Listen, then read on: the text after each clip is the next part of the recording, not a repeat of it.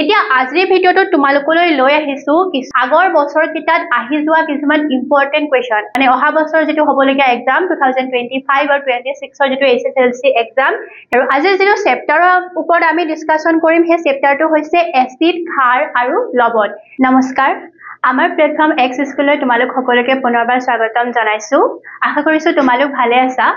আৰু তোমালোকৰ আহিবলগীয়া SSLC পৰীক্ষাক লক্ষ্য ৰাখি আজি তোমালোকলৈ খুব ভাল এটা ভিডিও লৈ আহিছো আগৰ ভিডিও কেটা মই আশা কৰিছো তোমালোকে চাইছা আমি প্ৰতিটো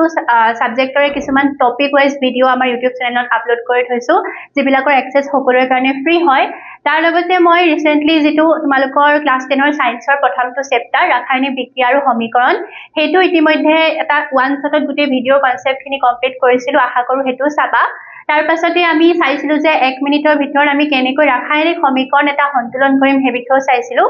এতিয়া আজিৰ ভিডিওটো তোমালোকলৈ লৈ আহিছো কিছুমান প্ৰিভিয়াস ইয়াৰ কোৱেশ্চন অৰ্থাৎ তোমালোকৰ আগৰ বছৰ কিটাত আহি যোৱা কিছুমান ইম্পৰ্টেন্ট কোৱেশ্চন আৰু আমি প্ৰতিটো চেপ্টাৰৰ পৰা এনেকুৱা কিছুমান ইম্পৰ্টেন্ট কোৱেশ্চন পিক আপ কৰিম আজিবোৰ চান্সেস থাকে যে এই বছৰৰ যেটো মানে অহা বছৰ যেটো হ'বলগীয়া এক্সাম 2025 আৰু 26 ৰ যেটো SSLC এক্সাম হেতত আহিবলগীয়া মানে আহিব পৰা চান্সেস থকা তেনেকুৱা কিছুমান কোৱেশ্চন আমি PYQ ৰ পৰা লৈ আহিছো ঠিক আছে ইয়াতে থকা গুটে কোৱেশ্চনখিনি আজি প্ৰিভিয়াস ইয়াৰ কোৱেশ্চনে হ'ব অলৰেডি আহি যোৱা আৰু আজি যেটো চেপ্টাৰৰ ওপৰত আমি ডিসকাশন কৰিম সেই চেপ্টাৰটো হৈছে এসিড খাৰ আৰু লৱণ এটো তোমালোকৰ ক্লাস 10 ৰ বিজ্ঞানৰ কিতাপখনৰ 2 নম্বৰৰ চেপ্টাৰটো হয় আৰু আজিৰ ভিডিওটো অসমীয়া মাধ্যমত হ'ব যিসকল সেবাৰ ইংৰাজী মাধ্যমৰ ছাত্ৰ ছাত্ৰী বা CBSE তেওঁলোককো যদি এনেকুৱা ভিডিওস লাগে তেতিয়া হলে নিশ্চয় আমাক জনাব তাৰপৰে ইয়াত আমি কোৱেশ্চনখিনি ডিসকাস কৰিছো প্ৰত্যেকটো চেপ্টাৰ ধুনিয়াকৈ কনসেপ্ট ওয়াইজ আমাৰ এক্স স্কুলৰ এপত আমি পঢ়াই থাকো আপোনালোকে ঘৰতে থাকি একদম ধুনিয়া এটা পৰিবেশত আপোনালোকে শিকিব পাৰিব প্ৰত্যেকটো সাবজেক্টে ধুনিয়াকৈ তাৰ কাৰণে আপোনালোকে আমাৰ লগত কন্টাক্ট কৰিব যদি তেনেকুৱা ধৰণৰ ক্লাছৰ বা ফুল কনসেপ্টটো আপোনালোকৰ প্ৰয়োজন হৈছে এতিয়া আমি এই PYQ খিনলে আগবাঢ়িছো প্ৰথমটো কোৱেশ্চনলে আগবাঢ়িছো ডাইৰেক্টলি আমি দেৰি নকৰি পিনি প্ৰথম কোৱেশ্চনটো হৈছে এটা দ্ৰৱই ৰঙা লিটমাছ নীলা কৰে আৰু দ্ৰৱটোৰ pH তেতিয়া হলে কি সুধিছে এই কোৱেশ্চনটো 2016 চনত যি বছৰ মই মেট্ৰিক দিছিলো সেই বছৰত আহি গৈছিলে 2018 ত আহি গৈছিল আৰু 2022 টো আহি গৈছে তিনি বছৰতে কোৱেশ্চনটো দেখা গৈছে বাকি প্ৰত্যেক বছৰে দেখা যায় অকমান কোৱেশ্চনটো কি হয় চেঞ্জ কৰি দিয়ে কেতিয়াবা উল্টা কৰি দিয়ে যে এটা দ্ৰৱই যদি নীলা লিটমাছক ৰঙা কৰিছে তেতিয়া হলে তাৰ pH কিমান হ'ব তেনেকৈ আহি যায় কোৱেশ্চনটো গতিকে তেনেকুৱা প্ৰত্যেকটো কোৱেশ্চন আমি যাতে সলভ কৰিব পাৰো তাৰ কাৰণে আজি কনসেপ্টটো শিকিলম ঠিক আছে এটা লিটমাছ আপোনালোকে সকলোৱে জানে লিটমাছ এটা কি হয় সূচক হয় লিটমাছৰ সহায়ত আমি কিবা এটা দ্ৰৱত এসিড আছে নে ক্ষাৰ আছে আমি হেতু জানিব পাৰো হয়নে তাৰ পাছতে যেটো pH ৰ কথা কৈছে এটা হৈছে pH স্কেল যিডাল pH স্কেল থাকে তাতে আপোনাৰ 0 ৰ পৰা আৰম্ভ কৰি পিনি 14 লৈকে কিছুমান নাম্বাৰছ থাকে মাজতে যদি আমি ভাগ কৰো তেতিয়া হলে 7 হয়নে এতিয়া এই 7 ৰ পৰা এই ফালৰ যেখিনি নাম্বাৰছ ঠিক আছে মানে 6 5 4 3 2 1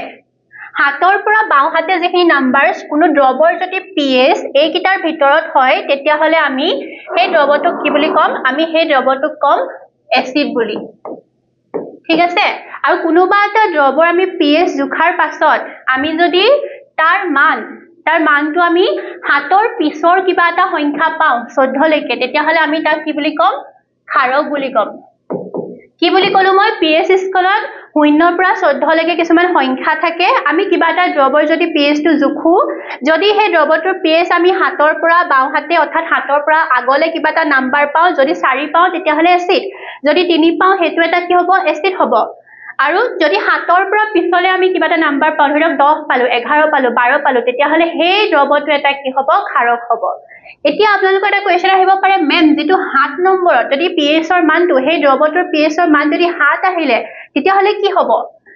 সেই দ্ৰৱটোক আমি কি দ্ৰৱ বুলি কম আমি কম প্ৰথম দ্ৰব্য এনেকুৱা দ্ৰৱবিলাক এসিডো নহয় ক্ষাৰকো নহয় ঠিক আছে এবিলাকক প্ৰথম বুলি কয় এটা ইয়াতে কিছু উদাহৰণ দি দিছো যেনেকৈ আমাৰ পাচক ৰোগ অৰ্থাৎ আমাৰ যিবিলাক এনজাইমে আমাৰ শৰীৰৰ যিখিনি খাদ্য বস্তু আমি গ্ৰহণ কৰো শৰীৰৰ ভিতৰত যিখিনি হজম হ'বলৈ যিখিনি পাচক ৰসৰ প্ৰয়োজন হয় হেবিলাকৰ কি হয় হেবিলাকৰ 1.2 প্ৰায় 1.2 pH স্কেলত সিহঁতৰ মান নেমু ৰস আমি জানো পুৰা এসিডিক হয় টেঙা হয় নেমু ৰসৰ pH স্কেলত মান কিমান 2.2 গতিকে এইবোৰ মনত ৰাখিবা আটাইতকৈ ইম্পৰ্টেন্ট কোনটো জানেনে এইটো মনত ৰাখিব এইটো কোৱেশ্চনো আমাৰ PYQত দেখা গৈছে ঠিক আছে আগৰ বছৰত এইটো পদ বিশুদ্ধ পানীৰ pH ৰ মান কিমান দেখা গৈছে কোৱেশ্চন আহিছে 7.4 তেজৰ pH ৰ মান কিমান তেজ আমাৰ যিখিনি আমাৰ শৰীৰত তেজ এখিনি এসিড নে ক্ষাৰক এইটোৰ ওপৰত কোৱেশ্চন আহিছে তো এইটো হৈছে আমাৰ তেজৰ যেটো pH ৰ মান হেতু হৈছে 7.4 এই কথাখিনি আপোনালোকে মুখস্থ কৰি লব মনত ৰাখি লব ঠিক আছে গতিকে আমি কোৱেশ্চনটোলে আকৌ ঘূৰি আহো এটো আছিল আমাৰ কনসেপ্টটো এতিয়া আমাক দ্ৰৱটোৱে কি বুলি কৈছে ৰঙা লিটমাছখন ৰঙা কৰে লিটমাছখন ৰঙা হৈ আছে মানে আমি কি বুজিম কি আমি এসিডত ডুবাই থৈছে লিটমাছখন আৰু যদি নীলা হৈ যায় মানে কি তাতে কি হৈ গৈছে ক্ষাৰকৰ সংস্পৰ্শত আহিছে হে লিটমাছখন হয়নে ক্ষাৰকৰ সংস্পৰ্শত আহিছে এতিয়া আমি চাম গুটেকিটা pH মান প্ৰথমটো 1 আছে 1 টো কি হ'ব 1 দৈব্যটো কি হ'ব 1 ৰ pH ৰ মান 1 সৰি প্ৰথমটোৰ pH ৰ মানটো হৈছে 1 গতিকে দ্ৰৱটো কি হ'ব এটা এসিড হ'ব 4 হাতত কি আগত আছে এই দ্ৰৱটো কি হ'ব এটা এসিড হ'ব 5 ইও হাতত কি আগত আছে এই দ্ৰৱটো কি হ'ব এটা এসিড হ'ব 10 মানে হাতৰ পিছলে আছে হয়নে pH স্কেলত হাতৰ পিছলে আছে গতিকে এই দ্ৰৱটো এটা কি হ'ব ক্ষাৰক হ'ব ঠিক আছে কাৰণ দ্ৰৱটোৱে কি কৰিছে ৰঙা লিটমাছক নীলা কৰিছে ৰঙা লিটমাছক নীলা কোনে কৰিব পাৰে ক্ষাৰকে কৰিব পাৰে আৰু ক্ষাৰক বিলাকৰ pH ৰ মান কিমান হয় হাততকে বেছি হয় আৰু এই গোটে চাৰিটা অপচনত হাততকে বেছি কাৰ আছে pH ৰ মান 10 আছে গতিকে শুদ্ধ উত্তৰটো হ'ব আপোনাৰ উত্তৰ ডি ঠিক আছে কৰি ভাল লাগিছে নে এনেকৈ আমি এতিয়া নেক্সট কোৱেশ্চনটো কৰিম ঠিক আছে এটা দ্ৰৱই গুৰি কৰি লোৱা কণীৰ খোলাৰে হৈতে বিক্ৰিয়া কৰি এটা গ্যাস উৎপন্ন কৰে আৰু এই গ্যাসটোৱে কি কৰে চূণ পানীখিনি ঘোলা কৰে এটা দ্ৰৱৰ নাম কৈছে হে দ্ৰৱটোক আমি যদি ধৰি লোৱা এই টেষ্ট টিউবটোত এটা দ্ৰৱ আছে আৰু হে দ্ৰৱটোত আমি যদি কণীৰ খোলা মানে কণীৰ বাকলিৰ কথা কৈছে বগা বাহিৰৰ যে বগা বাকলিখন হে বাকলিখনৰ লগত যদি বিক্ৰিয়া ঘটাব দিও তেতিয়া হলে কি হৈ যাব এটা গ্যাস উৎপন্ন হ'ব ইয়াতে এটা কি হ'ব গ্যাস উৎপন্ন হ'ব আৰু এই গ্যাসটোৱে কি কৰিব পাৰে চূণ পানী ঘোলা কৰিব পাৰে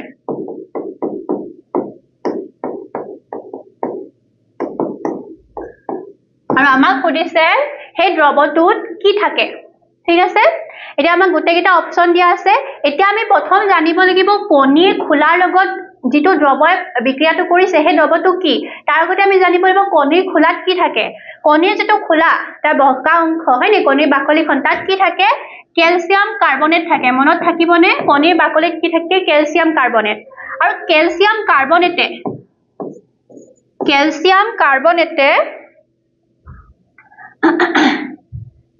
এই যেতিয়া হাইড্ৰক্লৰিক এসিডৰ লগত বিক্ৰিয়া কৰে তেতিয়া কি উৎপন্ন কৰে ক্যালসিয়াম ক্লোৰাইড লগতে কাৰ্বন ডাই অক্সাইড আৰু পানী এতিয়া ইয়াতে যেটো কাৰ্বন ডাই অক্সাইড উৎপন্ন হল এই কাৰ্বন ডাই অক্সাইড এই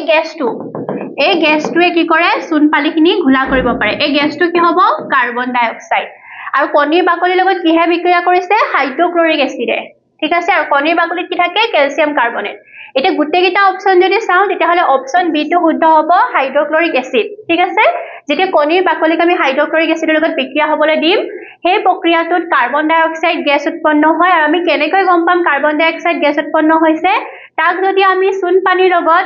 বিক্ৰিয়া কৰিব দিও সেই চূণ পানীখিনি কি হৈ যাব খোলা হৈ যাব ঠিক আছে নেক্সট কোৱেশ্চনটো আমি চাইছো অৰ্জিনতাৰ বাবে চিকিৎসাৰ বাবে তলৰ কোন ধৰণৰ ঔষধ ব্যৱহাৰ কৰা হয় এটা অজীৰ্ণতা এই কনসেপ্টত আপোনালোকৰ কেমিষ্ট্ৰি লগতো জড়িত লগতে আপোনালোকৰ জীৱবিজ্ঞান বায়োলজিৰ লগতো জড়িত অজীৰ্ণতা কি হয় এতিয়া আমাৰ সকলোৰে সাগে এবাৰ নহলে এবাৰ কি হয় এসিডিটি হৈছে হয়নে পেট বিষাই আমাৰ এসিডিটি হয় উগাৰ আহে গেছ গতিকে এসিডিটি কিয় হয় এতিয়া চক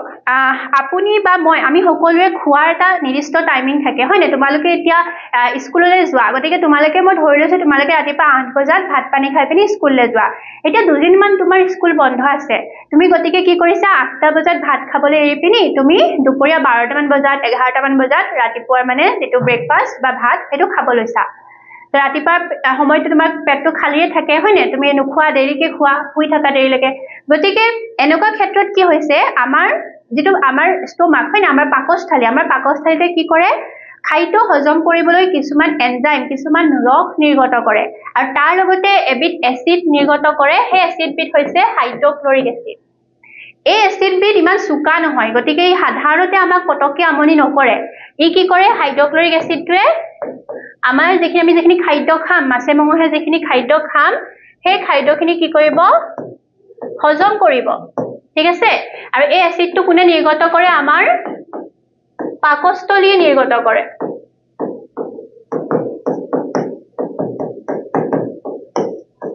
এতিয়া আমাৰ এটা বডি টাইমিং বুলি কথা এটা থাকে মানে এতিয়া সদায় আমি 8টা বজাতে যেতিয়া ভাত খাও আমাৰ শৰীৰটোৱে আমাৰ পাকস্থলীতে কি কৰিব এই 8টা বজাতে হি হাইড্ৰক্লৰিক এসিড বা অন্য ৰসবিলাক কি কৰিব মানে এৰিবলৈ আৰম্ভ কৰি দিব হেতু টাইমতে হি নিৰ্গত কৰিব এতিয়া তুমি যদি দুদিন মান 8টা বজাত ভাত খোৱা নাই দেৰিকে খাইছা আৰু সেই টাইমত তোমাৰ পেটটো খালি হৈ আছে কিন্তু তোমাৰ পাকস্থলীটো হেতু কথা বুজি পোৱা নাই পাকস্থলীটো নিজৰ কাম কৰি থাকিব হি হাইড্ৰক্লৰিক এসিড বা অন্য যিবিলাক ৰস হেবিলাক নিৰ্গত কৰি থাকিব সেই সময়টোতে 8টা বজাতে এতিয়া তোমাৰ পেটটো খালি আছে আৰু এপিনে হাইড্ৰক্লৰিক এসিড পাকস্থলী নিৰ্গত কৰিছে এতিয়া সেই এসিডখিনি আমাৰ পেটত কি কৰিব অশান্তি কৰিব এতিয়া আমাৰ পেট কামুৰে এসিড মানে গেছ এটা ভাব আহে টেঙা উগাৰ আহে গতিকে হেতু হৈছে এসিডিটি অসমীয়া তাকে অৰিজিনতা বুলি কয় এতিয়া তোমালোকে নিশ্চয় জানা হয়নে যেনেকৈ লোহাই লোহা কাটে বুলি কয় এসিডক কাটিবলৈ আমি কি ব্যৱহাৰ কৰিব লাগিব বেছ অৰ্থাৎ ক্ষাৰক হয়নে আমি যদি এসিড এটা গুণাগুণখিনি নাইকিয়া কৰিব বিচাৰিছো তাক যদি দমাই থব বিচাৰিছো তেতিয়া হলে আমি ক্ষাৰক এটা ব্যৱহাৰ কৰিব লাগিব গতিকে ইয়াতে এই দৰৱটো হৈছে এটা ক্ষাৰক এই দৰৱটো প্ৰায় চাগে তোমালোকে দেখিছা এনেকুৱা গোলপীয়া ৰঙৰ ঘৰত আজিকালি ইমান এই দৰৱটো মই দেখা হৈছো আগতে প্ৰায় কি হয় মানুহৰ ঘৰে দৰৱটো থাকে ঠিক আছে এইটো এটা কি হয় ক্ষাৰক হয় আৰু ইয়াৰ নামটো হৈছে মেগনেছিয়াম হাইড্ৰক্সাইড ইয়াক মেগনেছিয়ামৰ দুগ্ধ বুলিও কোৱা হয় ইয়াক কি বুলি কোৱা হয় মেগনেছিয়ামৰ দুগ্ধ বা মেগনেছিয়াম হাইড্ৰক্সাইড এটা ই কি কৰিলে ই এসিড নাশ কৰিলে মানে ইয়াক আমি খাই দিয়াৰ লগে লগে আমাৰ পেটত থকা এসিডখিনি নাশ হৈ গল আৰু এসিডক আমি অসমীয়াত কি বুলি কওঁ অম্ল গতিকে ই কি হ'ব ই আমাৰ বাবে হ'ব অম্ল নাশক এতিয়া অপচন কিটা চাও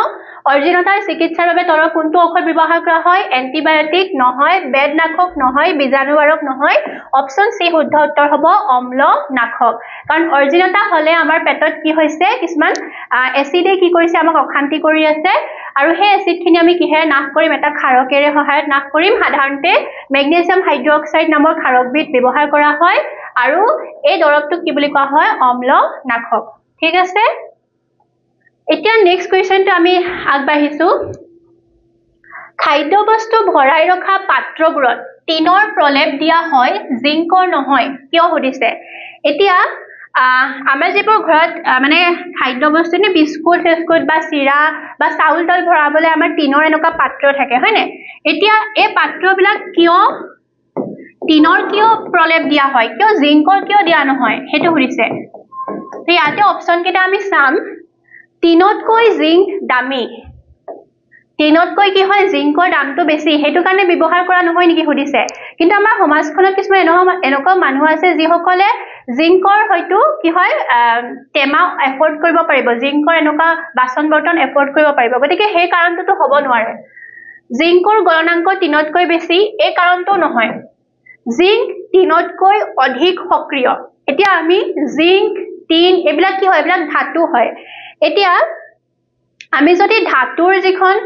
সক্ৰিয়তা কম তোমালোকৰ কিতাপখনতো আছে ক্লাস 10 তাতে তোমালোকে ধাতু চেপ্টাৰটো দেখিবা ধাতুৰ সক্ৰিয়তা কমখিনি যদি আমি চাও তেতিয়া হলে আমি চাম জিংক যেটো জিংক ধাতু হেতু আমাৰ টিনতকৈ বেছি সক্ৰিয় আৰু বেছি সক্ৰিয় মানে কি ই মানে পটককে বেলেগৰ লগত বিক্ৰিয়া এটা কৰি দিব এই খাদ্য আমি সেই জিংক ধৰা জিংকৰ পাত্ৰ এটা দেই জিংকৰ টেমা এটা আমি তাত খাদ্য বস্তু ভৰাই দিলো এটা জিংকটো বেছি সক্ৰিয় ই সেই খাদ্য বস্তুখিনিৰ লগত পটককে বিক্ৰিয়া এটা কৰি দিব খাদ্য বস্তুখিনি নষ্ট কৰি দিব পাৰে পয়জনাছ কৰি দিব পাৰে ঠিক আছে বা বায়ুত থকা অক্সিজেনৰ লগত জিংকে পটককে বিক্ৰিয়া কৰি দিব পাৰে কাৰণ ই বেছি সক্ৰিয় বেছি এক্টিভ হয় তাৰ তুলনাত টিনটো কি হয় ই কম সক্ৰিয় হয়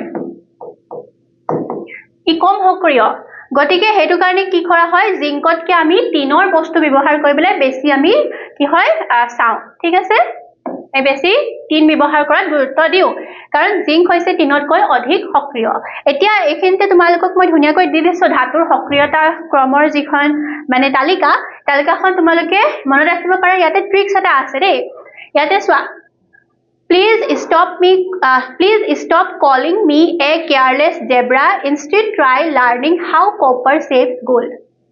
এই লাইনটো যদি তোমালোকে সেন্টেন্স যদি মনত কৰি লোৱা তোমালোকে গোটে ধাতুৰ সক্ৰিয়তা ক্ৰমখন মনত কৰিবা কেনেকৈ প্লিজৰ পৰা কি আহিব পটাছিয়াম ষ্টপৰ পৰা সোডিয়াম কলিংৰ পৰা ক্যালসিয়াম মি পৰা ম্যাগনেসিয়াম তেনেকৈ আহি যাব ঠিক আছে গতিকে এনেকুৱা কিছুমান ট্ৰিক্স ইউজ কৰি পিনি আমি ধুনিয়াকৈ মনত ৰাখিব পাৰো তোমালোকে পিৰিয়ডিক টেবুলখন এনেকৈ মনত ৰাখিব পাৰা কেতিয়াবা হেবিলাক লৈ পিনি আমি ভিডিঅ'স বনাম ঠিক আছে তোমালোকে লাগিলে কমেন্ট সেকশনত জনাবা এতিয়া শুদ্ধ উত্তৰটো আমাৰ কি হ'ব অপচন আমাৰ সি শুদ্ধ উত্তৰ হ'ব ঠিক আছে তোমালোকে মোৰ লগত ভাবি যাবা কি অপচন কোনটো শুদ্ধ হ'ব মোৰ লগত তোমালোকে ভাবি যাবা ঠিক আছে এতিয়া নেক্সট কোৱেশ্চনটো লৈ আহিছো এটো 2023 আহি গৈছে আৰু এটো বহুত কমন কোৱেশ্চন হয় ঠিক আছে আৰু এটো অকল মানে তোমালোকৰ এসএসএলসি পৰীক্ষাত বুলিয়ে নহয় যিকোনো জবৰ এক্সাম বিলাকত চাকৰিৰ কাৰণে যিবিলাক পৰীক্ষা দিব লাগে এই পৰীক্ষা বিলাকতো এটো কোৱেশ্চন বহুত কমন হয় সায়েন্সৰ পৰা তলৰ কোনটো যৌগক সোডা এসিড অগ্নি নিৰ্বাপন যন্ত্ৰত ব্যৱহাৰ কৰা হয় সোডা এসিড অগ্নি নিৰ্বাপন যন্ত্ৰ তোমালোকে অগ্নি নিৰ্বাপন যন্ত্ৰ এনেকুৱা দেখিছানে তোমালোকৰ স্কুলত হয়তো লগোৱা আছে ডাঙৰ ডাঙৰ মল বা আমাৰ সোসাইটি আমাৰ ঘৰতো কিছুমানৰ ঘৰতো থাকে হয় নে তো জুই যেতিয়া জুই লাগে এটা অঘটন ঘটে তেতিয়া সাধাৰণতে হে জুই নুমাবলৈ এনেকুৱা অগ্নি নিৰ্বাপন যন্ত্ৰ ব্যৱহাৰ কৰা হয় এতিয়া ইয়াতে এটা ওয়াৰ্ড আছে সোডা এসিড তাৰ মানে এই অগ্নি নিৰ্বাপন যন্ত্ৰটোত সোডা এবিধ থাকিব এবিধ সোডা থাকিব এবিধ কি থাকিব এসিড থাকিব ঠিক আছে এতিয়া তলৰ কোনটো ব্যৱহাৰ হয় সুধিছে এতিয়া তলৰ যদি আমি অপচন চাও sodium chloride sodium carbonate sodium hydrogen carbonate আৰু আমাৰ NH4Cl এইটা আছে আমাৰ চাৰিটা অপচন ইয়াৰে আমাৰ শুদ্ধ উত্তৰটো কি হ'ব শুদ্ধ উত্তৰটো হ'ব option C sodium hydrogen carbonate এতিয়া সোডিয়াম হাইড্ৰোজেন কাৰ্বনেটক আমি কি বুলি কওঁ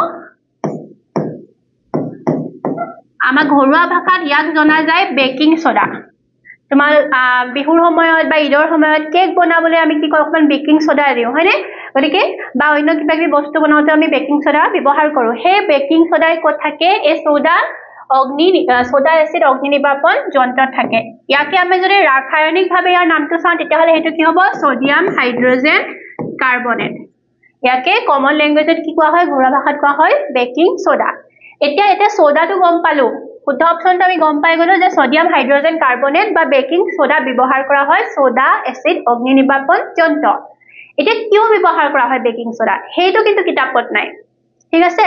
আমাক এটো কৈ দিছে যে বেকিং সোডা এসিড অগ্নি নিৰ্বাপন যন্ত্ৰত ব্যৱহাৰ কৰা হয় কিন্তু কিয় ব্যৱহাৰ কৰা হয় আমি বেকিং সোডাটো সোডিয়াম হাইড্ৰোজেন কাৰ্বনেটটো কিয় ব্যৱহাৰ কৰো এই কথাটো কিতাপত নাই এতিয়া আমি এই কথাটো জানিবলৈ চেষ্টা কৰিম ইয়াতে মই কৈছিলো এই ফায়াৰ এক্সটিংগুইশাৰটোত কি আছে এটা সোডা আছে আৰু এটা এসিড আছে ইয়াতে যেটো এসিড আছে হেতু হৈছে H2SO4 সালফিউৰিক এসিডক কি বুলি কয় এসিডৰ ৰজা কোন এসিডৰ ৰজা বুলি কোৱা হয় সালফিউৰিক এসিডক তোমালোকে কমেন্ট কৰিবা এসিডৰ ৰাণী কোন ঠিক আছে তো সালফিউৰিক এসিড এই কি হয় জুই নিৰ্বাপন যন্ত্ৰবিলাকত থাকে এতিয়া সোডিয়াম হাইড্ৰোজেন কাৰ্বনেটে বেকিং সোডাই যেতিয়া এই সালফিউৰিক এসিডৰ লগত বিক্ৰিয়া কৰে এই বিক্ৰিয়াৰ ফলত এবিধ গেছ উৎপন্ন হয় ঠিক আছে ইয়াতে কি হয় এবিধ গেছ উৎপন্ন হয় সেই গেছবিধ হৈছে কাৰ্বন ডাই অক্সাইড এতিয়া ইন্টাৰেষ্টিং কথাটো ইয়াতে আমাক জুই জ্বলাবলৈ কি গেছ লাগে জানানে অক্সিজেন অক্সিজেন নোহোৱাকৈ আমি জুই জ্বলাব নোৱাৰো জুই জ্বলাবলৈ যেতিয়া দহন বুলি ৱৰ্ডটো আহিব জুই জ্বলোৱাৰ কথা আহিব তেতিয়া গম পাবা তাত অক্সিজেন প্ৰেজেন্ট আছে অক্সিজেনৰ লগত বিক্ৰিয়া হৈছে আৰু যদি জুই নুমাবলৈ কথাটো আহে তেতিয়া হলে হেতু হয় গেছ হৈছে কাৰ্বন ডাই অক্সাইড এই মই মোমবাতিডাল আমি এটা ধুনিয়াকৈ আজি মোৰ বাৰ্থডে গতিকে তাতে মই মোমবাতিডাল লৈ পিনি মোমবাতিডাল জ্বলাই পিনি ফু কৰি দিলো হয়নে হ্যাপি বাৰ্থডে গোৱাৰ পিছত ফু কৰি দিলো মোমবাতিডাল নুমাই গল এই যে নুমাই গৈছে মোৰ মুখৰ পৰা কি ওলাইছে কি গেছ ওলাইছে ফু কৰি দিয়াৰ লগে লগে কাৰ্বন ডাই অক্সাইড ওলাইছে আৰু সেই কাৰ্বন ডাই অক্সাইড খিনি কি কৰিছে এই জুইটো নুমুৱাই দিছে মোমবাতিডাল নুমুৱাই দিছে তো এয়াটো কি হয় এই বিক্ৰিয়াটোৰ ফলত এই সোডা আৰু এচিডৰ বিক্ৰিয়াৰ ফলত কাৰ্বন ডাই অক্সাইড গেছ উৎপন্ন হয় বহুত বেছি পৰিমাণত আৰু সেই কাৰ্বন ডাই অক্সাইড গেছখিনিয়ে কি কৰে সেই দুৰ্ঘটনা হোৱা ঠাইখিনিত যিখিনি জুই লাগি আছে সেই জুইখিনি নুমুৱাই দিয়ে ঠিক আছে গতিকে আজি তোমালোকে এটো গম পালা যে সোডা এসিড অগ্নি নিৰ্বাপন যন্ত্ৰত কিয় সোডা ব্যৱহাৰ কৰা হয় কিয় বেকিং সোডা ব্যৱহাৰ হয় এটা প্ৰথম দ্ৰৱৰ pH ৰ মান কি হ'ব এটো তোমালোকৰ 2025 অৰ্থাৎ যোৱাটো বছৰৰ মেট্ৰিক পৰীক্ষাত আহি গৈছে pH স্কেলত মই কি কৈছিলো এফালে 0 মাজতে 7 আৰু ইয়াতে থাকে 14 হাতৰ পৰা সোঁফালে এখিনি কি হয় এখিনি হয় আমাৰ ক্ষাৰক আৰু হাতৰ পৰা বাওঁফালে এখিনি কি হয় এখিনি হয় আমাৰ এসিড আৰু মাজতে যেটো হাত ই হৈছে প্ৰথম মানে ই মাজতে আছে ই মানে হে দুই নাও দুই ভৰি টাইপ মানে ই এফালো নহয় ই মাজতে আছে ই নিউট্ৰেল ঠিক আছে গতিকে ই প্ৰথম হয় ই এসিডো নহয় ক্ষাৰকো নহয় ই কাৰো গুণ নেদেখায় ইয়াক প্ৰথম বুলি কোৱা হয় গতিকে প্ৰথম দ্ৰৱ এটাত pH ৰ মান কিমান হ'ব pH ৰ মান হ'ব 7 অপচন সি শুদ্ধ উত্তৰ এটা অলপ আগতে আমি চাইছিলো কেইটামান প্ৰথম দ্ৰৱ তোমালোকে মোক কমেন্ট সেকশনত জনাবা তেনেকুৱা এটা প্ৰথম দ্ৰৱৰ নাম তোমালোকে জনাবা ঠিক আছে নেক্সট কোৱেশ্চন বেকিং সোডাৰ পৰা সোডিয়াম কাৰ্বনেট কেনেকৈ পাব পাৰি ঠিক আছে বেকিং সোডাৰ ফৰ্মুলাটো কি আছিল সোডিয়াম হাইড্ৰোজেন কাৰ্বনেট ঠিক আছে এতিয়া সোডিয়াম হাইড্ৰোজেন কাৰ্বনেটক যেতিয়া আমি তাপ দিও বেকিং সোডা আমি যেতিয়া গৰম কৰি দিও ঠিক আছে এই পকৰি কেটা ভাজি অকমান বেকিং সোডা দি পিনে যে গৰম কৰি দিও বা বেকিং সোডা অকমান লৈ তোমালোকে যেতিয়া নিজেও এনি গৰম কৰি চাবা ঠিক আছে গৰম কৰিলে কি উৎপন্ন হয় সোডিয়াম কাৰ্বনেট উৎপন্ন হয় তাৰ লগতে পানী আৰু এবিধ গেছ কাৰ্বন ডাই অক্সাইড উৎপন্ন হয় ঠিক আছে তো আমাৰ কোৱেশ্চনটো হৈছে বেকিং সোডাৰ পৰা অৰ্থাৎ সোডিয়াম হাইড্ৰোজেন কাৰ্বনেটৰ পৰা আমি সোডিয়াম কাৰ্বনেট কেনেকৈ পাম এটো কি বুলি পঢ়িম সোডিয়াম কাৰ্বনেট হাইড্ৰোজেনটো ইয়াতে নাই আমি কেনেকৈ পাম যেতিয়া আমি বেকিং সোডাখিনি অকমান তপতাই দিম অলপ গৰম কৰি দিম ঠিক আছে তো ইয়াতে শুদ্ধ উত্তৰটো কি হ'ব বেকিং সোডা গৰম কৰি ঠিক আছে ইয়াতে শুদ্ধ উত্তৰটো হ'ব অপচন বি নেক্সট কোৱেশ্চনটো আগবাঢ়িছো তোমাক এ আৰু বি দুটা দ্ৰৱ দিয়া হল তা মোক দুটা দ্ৰৱ দিছে এটা হৈছে এ এটা হৈছে বি কি দ্ৰৱ দিছে ইয়াতে গম নাপাম এ দ্ৰৱটোৰ pH ৰ মান কিমান বুলি কৈছে 6 আৰু বি দ্ৰৱটোৰ pH ৰ মান কিমান বুলি কৈছে 8 কোনটো দ্ৰৱত হাইড্ৰোজেন আয়নৰ গ্ৰাহতা বেছি সুধিছে আৰু ইয়াৰে কোনটো অম্ল মানে কোনটো এসিড আৰু কোনটো ক্ষাৰক হেতু সুধিছে এতিয়া ইয়াতে আমাক প্ৰথম কি হৈছে কোনটো দ্ৰৱত এ আৰু বি ইহতৰ কোনটো দ্ৰৱত হাইড্ৰোজেন আয়নৰ গ্ৰাহতা বেছি মানে হাইড্ৰোজেন আয়নৰ পৰিমাণ বেছি এতিয়া চোৱা এসিডে পানীত আমি যদি এসিড পানীত মিহলাও এসিডে পানীত কি এৰি দিয়ে এসিডে পানীত কি এৰি দিয়ে হাইড্ৰোজেন আয়ন H+ আয়ন বুলি কওঁ হাইড্ৰোজেনৰ আয়ন এসিডে পানীত এৰি দিয়ে তাৰ মানে যেতিয়া এসিড থাকিব সেই কিবা এটা দ্ৰৱত যদি এসিড আছে হি হাইড্ৰোজেন আয়ন এৰি দিছে তাৰ মানে সেই দ্ৰৱটোত হাইড্ৰোজেন আয়নৰ পৰিমাণ বেছি থাকিব নাই হয়নে কাৰণ ক্ষাৰকে আমি যদি ক্ষাৰক পানীত মিক্স কৰো তেতিয়াহলে ক্ষাৰকে পানীত হাইড্ৰক্সাইড আয়নেৰে কি আয়নেৰে হাইড্ৰক্সাইড আয়নেৰে ঠিক আছে আৰু এসিডে কিৰে হাইড্ৰোজেন আয়নেৰে এতিয়া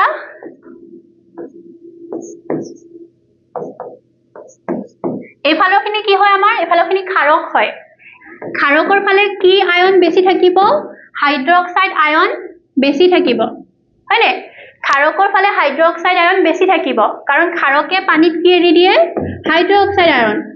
কিন্তু এসিডৰ ফালে কি বেছি থাকিব এসিডৰ ফালে হাইড্ৰোনিয়াম আয়ন বেছি থাকিব মানে হাইড্ৰোজেনৰ আয়ন এসিডৰ ফালে বেছি থাকিব এতিয়া এ আৰু বি ইয়াৰে কোনটো এসিড এটাৰ pH 6 এটাৰ pH 8 হাততকে কম হলে কি আছিল এসিড আছিল হাততকে কম কাৰ এৰ গতিকে এ কি হয় এটা এসিড হয় এ দ্ৰৱটো এটা এসিড হয় আৰু ইয়াৰ কিমান হয় pH ৰ মান 8 হাততকে বেছি গতিকে বি এটা কি হয় ক্ষাৰক হয় এতিয়া এসিড আৰু ক্ষাৰ এ এসিড বি ক্ষাৰক দুইটাৰ ভিতৰত হাইড্ৰোজেন আয়নৰ পৰিমাণ কত বেছি থাকিব কোনে হাইড্ৰোজেন আয়ন এৰি দিয়ে এসিডে গতিকে কত বেছি থাকিব এসিডত তেতিয়াহলে শুদ্ধ উত্তৰটো কি হ'ব ইয়াতে আমি এনসাৰটো যদি লিখি দিও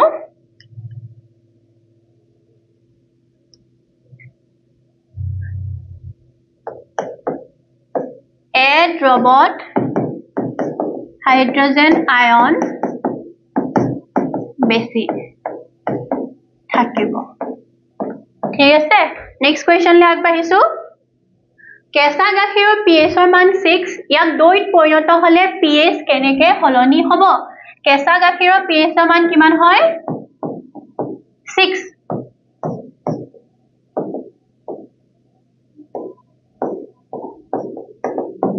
ঠিক আছে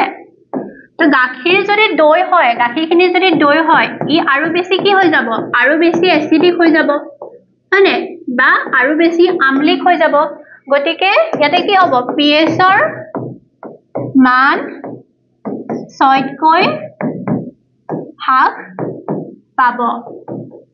কেতিয়া পাব কেঁচা গাখীৰ দৈলৈ ৰূপান্তৰিত হোৱাৰ পাছত pH ৰ মান 6 কৈ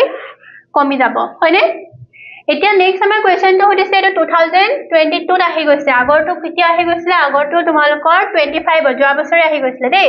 কেঁচা গাখীৰ বিশুদ্ধ তেজ বিশুদ্ধ পানী একেটাৰ pH মান মনত কৰি লবা নেমু টেঙা তাৰপিছত সোডিয়াম হাইড্ৰক্সাইড একেটা মনত কৰি লবা ঠিক আছে এসিড বৰষুণ কি হয় এটা বৰষুণৰ পানী বিভিন্ন ধৰণৰ প্ৰদূষণৰ ফলত বৰষুণৰ পানীৰ যেটো pH ৰ মাত্ৰা হেতু 5.6 তকৈ যদি কমি যায় তেতিয়া হলে আমি হে বৰষুণটো কি বুলি কম এসিড বৰষুণ তাৰ মানে হে বৰষুণত আমলিকতা গুণটো বেছি আমলিক ধৰ্মী হয়নে গতিকে এনে বৰষুণক আমি এসিড বৰষুণ বুলি কম এতিয়া এনে বৰষুণে আমাৰ যিবোৰ জলজ জীৱ পানীত থকা জীৱবিলাকক কেনেকৈ প্ৰভাৱ পেলায় এসিড বৰষুণ হোৱাৰ লগে লগে আমাৰ পানীত থকা জীৱবিলাকৰ যথেষ্ট কি হয় ক্ষতি হয় ঠিক আছে এতিয়া এসিড বৰষুণ দিলে হয় না বৰষুণ এটাক দিয়াৰ লগে লগে মাটিৰ পৰা পানীখিনি বৈ গৈ পিনি ওচৰৰ পুখুৰীবিলাকত জলাশয়বিলাকত বা ওচৰৰ নদীত গৈ পিনি জমা হ'ব তাতে মাছ কাছ আমাৰ অন্য জীৱ কিছুমান থাকিব হয় না জলজ জীৱ থাকিব জলজ উদ্ভিদ থাকিব এতিয়া হে সকলোবিলাকক জীয়াই থাকিবলৈ ইভেন আমি নিজে মানুহো জীয়াই থাকিবলৈ আমাৰ এটা নিৰ্দিষ্ট pH আছে হে pH হে নিৰ্দিষ্ট pH টোতকে যদি আমি বেছি আমলিক হৈ যাওঁ হেতু আমাৰ কাৰণে ক্ষতিকৰ হ'ব বেছি ক্ষাৰকীয় হলেও ক্ষতিকৰ হ'ব ঠিক তেনেকৈ হে পানীখিনি এটা নিৰ্দিষ্ট pH থাকিব লাগিব হে পুখুৰীটোৰ পানীখিনি এটা নিৰ্দিষ্ট pH থাকিব লাগিব তাতকৈ কমি গলে যদি বেছি আমলিক হৈ যায় পুখুৰীৰ পানীখিনি যদি এসিড হৈ যায় বেছি তেতিয়া জলজ জীৱখিনি কি হ'ব নষ্ট হ'ব মানে মৰি যাব বা বেছি বাঢ়ি গলেও দিগদাৰ হ'ব হে মানটোৱে থাকিব লাগিব নিৰ্দিষ্ট মানটোৱে থাকিব লাগিব তাৰ আশে-পাশে থাকিব লাগিব এটা এসিড বৰষুণ হোৱাৰ লগে লগে পুখুৰী বা নদীৰ পানী কি হয় pH ৰ মানটো কমি যায় হয়নে এসিড বৰষুণ মানে কি পুখুৰীৰ পানীত আৰু অলপ মান এসিড আহি পিনি মিক্স হৈ গল তা pH ৰ মানটো আৰু কমি আহিব 5.6 তকৈ হয়নে আৰু ইয়াকে কি কৰি তোলে অধিক আমলিক মানে বেছি এসিডিক কৰি তোলে আৰু যিবোৰ জলচৰ জীৱ হিয়তি এটা নিৰ্দিষ্ট pH ৰ পৰিসৰতহে জীয়াই থাকিব পাৰে আৰু এই পৰিসৰটো যদি সামান্য হালহলনি নহয় অকমান যদি বেছি হয় অকমান কমো হয় তেতিয়া হলে তাহাতৰ ওপৰত নেতিবাচক প্ৰভাৱ পৰিব তাহাতি জীয়াই থকাটো টান হৈ যাব এসিড বৰষুণৰ ফলত মাছ আৰু অন্য যিবিলাক জলচৰ জীৱ ইহঁতৰ প্ৰজননত প্ৰভাৱ পৰে যে তোমালোকে নিশ্চয় পঢ়িছা বায়োলজিত যে মাছ আৰু বিভিন্ন জলচৰ জীৱই কি কৰে সিহঁতি পানীত সিহঁতৰ যেটো প্ৰজনন কাৰ্য হেতু পানীত হয় ঠিক আছে সিহঁতৰ জনন কোষবিলাক পানীত মিহলি হয় গতিকে মাছে যদি জনন কোষ এৰি দিছে পানীতে এৰি দিছে সেই পানীখিনি যদি বেছি এচিডিক হয় বেছি আমলিক হয় সেই জনন কোষকেইটা কি হৈ যাব মৰি যাব জনন কোষকেইটা মৰি যোৱাৰ লগে লগে সিহঁতৰ প্ৰজনন নহব সিহঁতৰ বংশ বৃদ্ধি নহব ঠিক আছে তাৰ পাছতে কি অকল মাছেই নাথাকে পুখুৰীত বিভিন্ন কীট পতংগ থাকে সিহঁতক এটা নিৰ্দিষ্ট pH লাগে বেছি হৈ গলে কম হৈ গলে সিহঁতেও মৰি থাকিব হয়নে মেকুলিৰ পোৱালি থাকে বা বিভিন্ন ধৰণৰ গছ গছনি থাকে পানীত থকা হয়নে তেতিয়া কি হয় এইবিলাক মৰি গলে যেটা আমাৰ খাদ্য শৃংখল হেডালত কি হ'ব নেতিবাচক প্ৰভাৱ পৰিব আৰু জীৱবিলাকৰ কাৰণে কি হ'ব খাদ্যৰ অভাৱ হ'ব এতিয়া ইয়াৰ ফলতে আমাৰ যেটো জৈৱ বৈচিত্ৰ্য প্ৰকৃতিৰ হেতু লাহে লাহে কমি যাব ঠিক আছে ইয়াতে পৰীক্ষাত তোমালোকৰ যদি এটো 2 মাৰ্কছৰ আহে এই দুটা পইণ্ট ধুনীয়াকৈ লিখি দিবা অলপ বেছি মাৰ্কছৰ আহিলে তোমালোকে জৈৱ বৈচিত্ৰ্যৰ কথাটো লিখি দিব পাৰিবা নেক্সট কোৱেশ্চন আমি চাও এটো হেখৰটো কোৱেশ্চন আৰু এটো কোৱেশ্চন তোমালোকলৈ থাকিলে তোমালোকে ইয়াৰ এনসাৰটো মোক কমেন্ট কৰি জনাবা ঠিক আছে সকলোৱে কমেন্ট কৰিবা ইয়াৰ এনসাৰটো জনাবা কোৱেশ্চনটো কি কৈছে কঠিন পানীক কোমল পানীলৈ ৰূপান্তৰ কৰিবলৈ সোডিয়ামৰ কোনটো যৌগ ব্যৱহাৰ কৰা হয় তোমালোকৰ কিতাপখনতে আছে তোমালোকে পঢ়িবা আৰু তাৰ এনসাৰটো মোক কমেন্ট সেকশনত জনাবা ঠিক আছে আশা কৰো আজি ভিডিওটো তোমালোকে ভাল পালা আৰু এতিয়াও যদি কিবা বুজি নোপোৱা আছে মোক কমেন্ট সেকশনত জনাবা মই উত্তৰবিলাক তোমালোকক দিবলৈ চেষ্টা কৰিম ইয়াৰ উত্তৰটো নিশ্চয়কৈ দিবা তাৰোপৰি তোমালোকৰ আমাৰ কোৰ্সটোৰ বিষয়ে আমাৰ যেটো ফুল লেন্থ কোৰ্স হয় SSLC 2025-26 ৰ টাৰ্গেট কৰি আমাৰ এক্স স্কুলৰ ফালৰ পৰা প্ৰত্যেকটো বিষয়ত অসমীয়া আৰু ইংৰাজী দুইটা মাধ্যমত আমি যেটো কোৰ্স লঞ্চ কৰিছো হেতু বিষয়ে তোমালোকে যদি অধিক জানিব বিচাৰা বা তোমালোকো আমাৰ লগত মানে লগ হ'ব বিচাৰা তেতিয়াহলে তোমালোকে নিশ্চয় কন্টাক্ট কৰিবা আমি সদায় তোমালোকৰ সহায়ৰ কাৰণে আছো আশা কৰো আজি ভিডিওটো ভাল পালা ধন্যবাদ